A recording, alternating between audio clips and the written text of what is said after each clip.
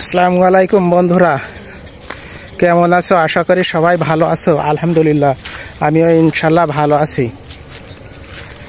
আজ আমি একটি কথা বলবো, সেটি হলো আপনারা যদি ঋণ থেকে মুক্ত হতে চান আর জীবনে উন্নতি করতে চান, তাহলে অবশ্যই হাতে টাকা আসার সাথে সাথে কখনোই ঘর বাড়ি বা অপ্রয়োজনীয় শখের জিনিস কিনবেন না।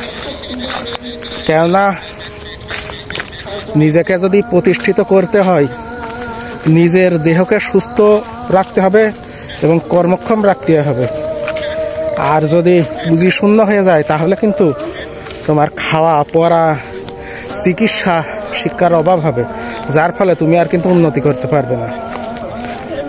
আর অবশ্যই নিজেকে প্রতিষ্ঠিত করতে না পারলে, যদি একেবারে নিঃস্ব শ্রমিক হয়ে যান, তাহলে কিন্তু তার দুর্গতির আর শেষ নেই। বর্তমান সময়ে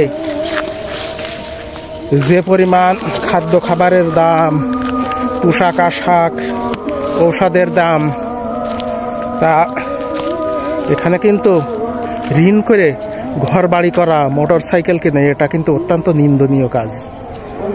আর অবশ্যই নিজেদের সন্তানদের কিন্তু লেখাপড়া শেখাবেন। লেখাপড়া ছাড়া কিন্তু মানুষের উন্নতি হয় না। একেবারে যদি বদ্ধ মূর্খ হয়ে যায় দেশ, জাতি, পরিবার, তাহলে কিন্তু সেখানে উন্নতি হয় না, সেখানে দ্বন্দ্ব সংঘাত হয় খালি।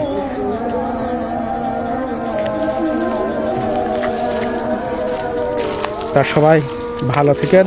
মাগরিবের আজান দিচ্ছে, তো এই কারণে আর বেশি হাঁটাহাঁটি করা ঠিক হবে না, বেশি কথা বলা।